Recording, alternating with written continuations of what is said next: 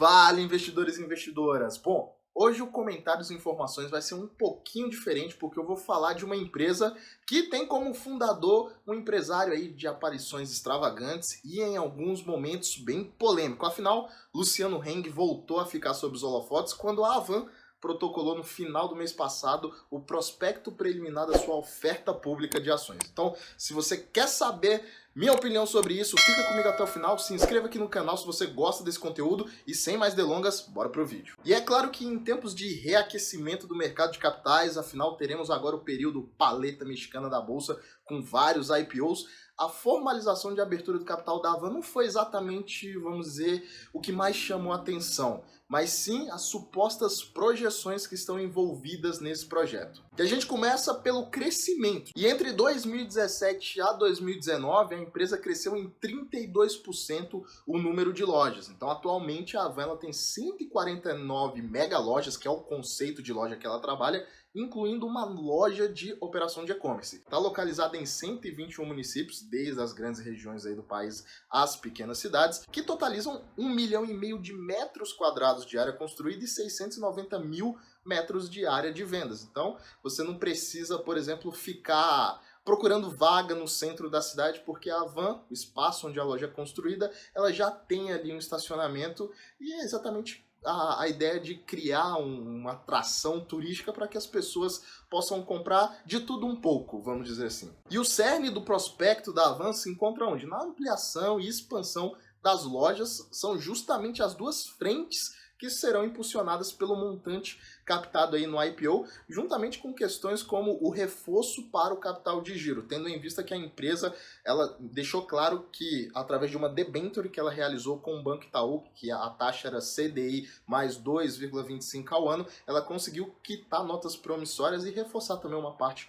do capital de giro. Então, dentro do portfólio de serviços adicionais que a Avan oferece para os clientes, temos aí garantia premiada, proteção financeira. A garantia é aquela garantia de até 3 anos de fábrica. O serviço de proteção financeira é como se fosse um seguro para os clientes que têm um cartão Avan. Tem Avan Viagens, lista de presente, cartão presente, consórcio. Olha só, a Avan tem um consórcio. E isso está dentro da gama de portfólio de serviços adicionais que a Avan gosta de estar oferecendo para os seus clientes. Mas eu não vou entrar nos pormenores desse serviço. Vamos falar aqui do centro de distribuição, que eu vou chamar de CD. Então, o centro de distribuição está localizado lá em Brusque, em Santa Catarina, estrategicamente localizado às margens da BR-101. Está aparecendo a foto aí para vocês. Está próximo a 6 portos marítimos, então isso garante o quê? Uma facilidade no recebimento e também na distribuição dos produtos para todo o território nacional. Então a empresa ela consegue ter uma capacidade de atender essas centenas de lojas de uma forma centralizada, tendo um hub único para isso, trabalhando com tecnologia. E aqui eu vou entrar na explicação de 2 termos. O primeiro é o SKU, que é o Stock Keeping Unit, que em português é a unidade de manutenção de estoque, que está ligado ali à logística de armazém, designa os diferentes itens do estoque. E o outro é o RFID, o Radio Frequency Identification, que é um método de identificação por radiofrequência que você pode recuperar e armazenar dados remotamente, basta ter a etiqueta do RFID no produto. Então isso é um baita ponto positivo, por quê? Porque é uma tecnologia que obviamente demanda um certo investimento para isso, mas que você, através desse microchip dos produtos, o pessoal de estocagem consegue localizar rapidamente os diferentes SKUs que estão no estoque lá do CD da Avan. Isso permite que a empresa tenha um maior controle com uma menor ruptura operacional, seja por quebra, falta ou até mesmo roubo. E obviamente que quando uma empresa ela decide ir para a bolsa de valores, ela quer expandir, ela quer se capitalizar para aumentar a sua operação. E é nisso que o prospecto da Avan ele enfatiza, os planos de expansão. Então, o primeiro plano de expansão, que aí eu tenho uma certa crítica acerca disso, que é a expansão da presença geográfica com lojas físicas. Então a empresa pretende aprofundar a posição de destaque no segmento de varejo, crescendo de forma orgânica com as lojas para obter aí patamares de escala que permitam à empresa diluir essas despesas operacionais. E uma parte do prospecto chama atenção, tá? E eu vou só citá-la. Em linha com o nosso histórico de crescimento nos últimos anos, fecha aspas. Bom, obviamente que o modelo da Havan é bem interessante de loja física, né? Tem aquela estátua que acaba sendo uma atração turística, fica quase que majoritariamente localizado às margens de rodovias, então foge do confronto com grandes marcas que estão majoritariamente no centro, mas ao mesmo tempo é o tipo de instalação que demanda um custo alto para a implementação e também um alto custo de manutenção. E por que eu estou falando que eu tenho uma certa crítica com essa expansão pautada em lojas físicas? A Magazine Luiza, ela se valorizou tanto aí nesses últimos anos, não porque ela tem uma potência varejista com várias lojas físicas, mas pelo potencial de se tornar um ecossistema completo, marketplace robusto, porque a companhia ela conseguiu se desgarrar desse modelo tradicional do varejo, que é de baixa margem e também de um alto volume para justificar a operação, e ela conseguiu criar um modelo de serviços de tecnologia com pouco ativo, pouco nível de despesa fixa e muita margem. E isso é exatamente o que a Havan ainda não tem, porque as margens da Havan no digital são extremamente pequenas. Então, quando a gente pega 2019, a empresa teve 1,1% de participação do digital no faturamento total do negócio. E o plano da Havan poderia ser melhor condensado, reestruturado, se ela tivesse uma ênfase maior no digital. E obviamente que ela tem isso daí através do Havan Labs, que é um departamento dentro da Havan que conta com 163 funcionários e basicamente vem trabalhando e criou um roteiro, uma agenda que está aparecendo aí para vocês. Logo, todo esse cronograma aí, como a gente pode ver, em agosto foi o lançamento do aplicativo. Agora, em setembro, a empresa pretende trabalhar o CRM dela, que tem mais de 14 milhões de usuários. Está aparecendo aqui embaixo para vocês o crescimento dos usuários do cartão Havan. Então ela saiu de uma base de 2 milhões para ultrapassar os 4 milhões em 2019.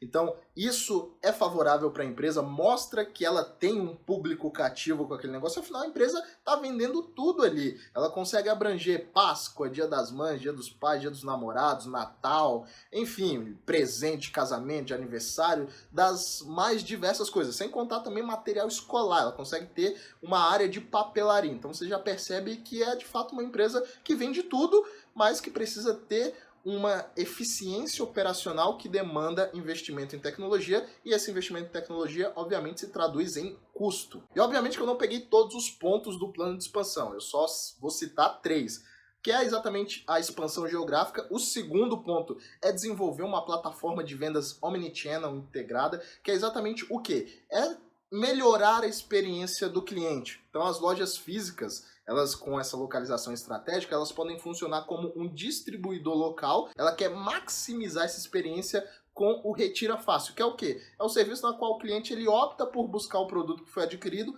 em uma das lojas. Então ele não quer esperar aquele prazo de entrega, ele compra um produto hoje e ele fala, putz, eu vou passar perto de uma van, eu podia retirar lá, né? Então com esse Retira Fácil, ele pode simplesmente escolher, optar, na hora de efetuar essa compra, por essa opção e retirar na loja. É uma opção que a Havan quer trabalhar bastante essa questão do Retira Fácil, usando as lojas físicas como distribuidores locais. E o terceiro ponto desse plano de expansão que eu separei aqui é a criação do Havan Bank. O Havan Bank é o quê? O objetivo é levar para os clientes aí a conveniência de um marketplace de produtos financeiros. Calma aí que eu já explico. Então ela quer proporcionar aos clientes o quê? Acesso a uma conta digital, pagamentos de conta, depósitos e saques nos caixas que eu acredito que vão utilizar em uma parceria aí com a Rede 24 Horas, cartão de crédito com branded, que é o quê? Você pode utilizar o cartão de crédito em outras lojas, não somente na Havan,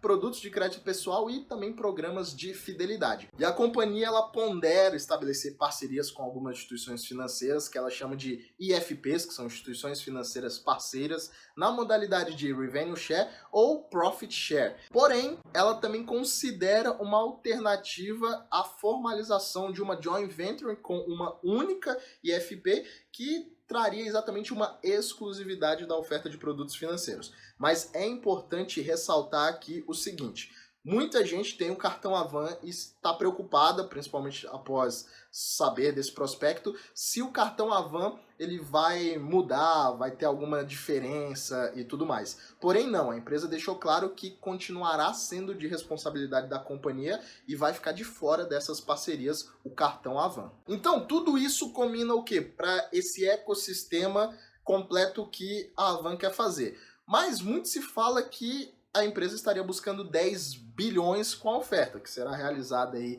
com ofertas primárias e também secundárias. Mas, caso esse montante de fato seja confirmado, a Havan seria avaliada em cerca de 100 bilhões de reais, que é um patamar bem superior a boa parte das varejistas que nós temos listadas aqui na B3. E tá aparecendo a lista das varejistas aí para vocês? Então vamos lá, Magazine Luiza tem um valor de mercado, no momento em que eu gravo este vídeo, de 165 bilhões de reais.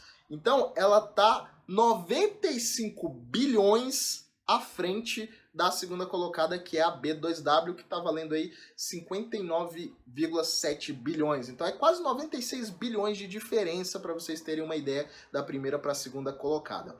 Se, obviamente, a Havan realizar essa oferta de 10 bilhões, ela vai valer próximo à Magazine Luiza, que já está consolidada e que vem de uma revolução na operação desde 2015. Então, será que realmente os números apresentados pela Havan de 2017 a 2019 justificam um valuation tão esticado e a gestão da empresa tem de fato uma capacidade de entregar aquilo que está sendo projetado de crescimento e aquilo de fato voltar em resultados positivos na criação de valor para o acionista? É o que ninguém sabe ainda. Por questão de proximidade do portfólio, as Lojas Americanas é a varejista mais próxima daquilo que é ofertada pela Havan. O valor de mercado das Lojas Americanas é de 56,2 bilhões e o múltiplo PL dela está na casa dos 102. Beleza, mas acontece o seguinte, para uma comparação, se a Havan conseguir dobrar o lucro em 2021, ou seja, passar de 800 milhões de lucro no próximo ano, ela terá um múltiplo PL de 112 vezes. Mas uma empresa que está começando agora na bolsa, que tem alguns riscos inerentes ao negócio e expõe no prospecto também riscos em relação a processos que o seu fundador e diretor enfrenta, será que de fato esses números justificam o valor tão alto da empresa? Porque vamos lá, as Lojas Americanas ela tem embutida a estratégia do 3G Capital para justificar o valor de mercado de 56 bilhões. Beleza? Só que a Havan já chegaria no mercado valendo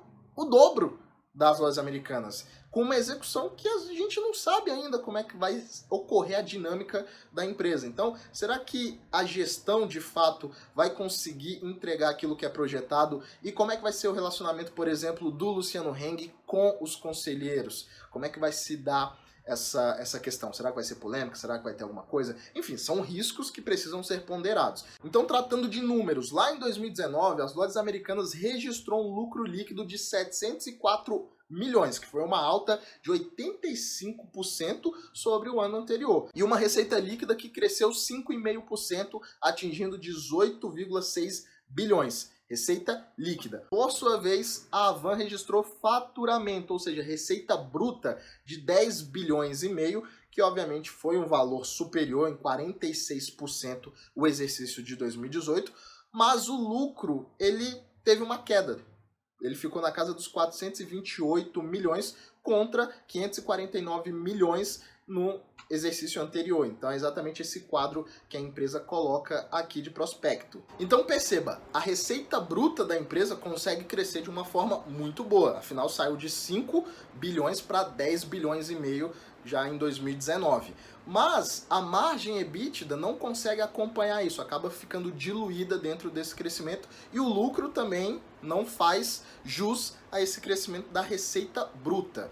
Pode ser uma estratégia da empresa de crescer tão agressivamente e depois consolidar o operacional e diluir as despesas operacionais. Porém, o que me preocupa é a participação do digital na receita bruta. Por quê? Porque a empresa ela focou numa estratégia tão agressiva para o século XXI de lojas físicas que, apesar dela ter crescido o número de usuários ali do cartão Havan, a receita digital não conseguiu acompanhar. Por quê? Porque a empresa, mesmo tendo o Avan Labs, que agora vai começar a se fortalecer e foi impulsionado pela pandemia a se reinventar nesse meio digital, mas a empresa ela vai ter que correr atrás do prejuízo. Por quê? Porque tem ali Magazine Luiza correndo de um lado, tem Lojas Americanas correndo do outro, tem o Mercado Livre, tem a própria Amazon. Então assim, a competição agora ficou mais ferrenha. E quando a gente compara a Avan, os dados digitais, com a Magazine Luiza, aí que a gente vê uma discrepância gigantesca da líder do setor para uma empresa que está entrando agora na bolsa e que não é forte no digital. Então por que é comum a gente encontrar em certas empresas do varejo múltiplos altos? Porque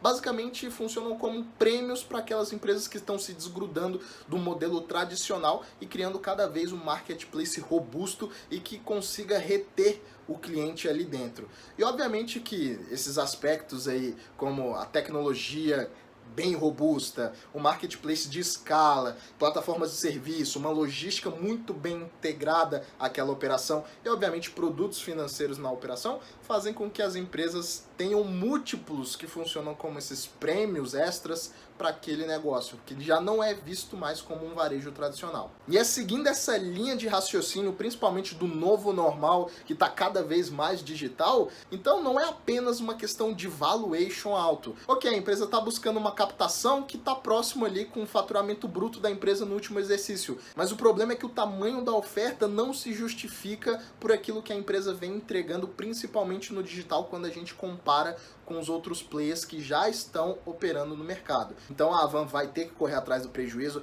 ela vai ter muito trabalho com isso daí, que é exatamente competir com players que já estão com uma certa bagagem no digital e que podem facilmente engolir a empresa. Mas a situação também de uma empresa de capital fechado para uma empresa de capital aberto é outra. Será que o Luciano Heng vai conseguir dividir as responsabilidades da empresa? Será que não teremos algumas polêmicas, algumas brigas? Enfim, são riscos que, se você estiver pensando em participar da oferta, você tem que levar em consideração. Eu, particularmente, não vou participar, não me interessa, não é o tipo de empresa que me agradou. A gente pode acompanhar daqui 5 anos, mas hoje não é o tipo de empresa que eu olharia. E se você foi surpreendido e ficou espantado com o tamanho da oferta da Avan, coloca a sua opinião aqui nos comentários, deixa o seu like e a gente se vê no próximo vídeo.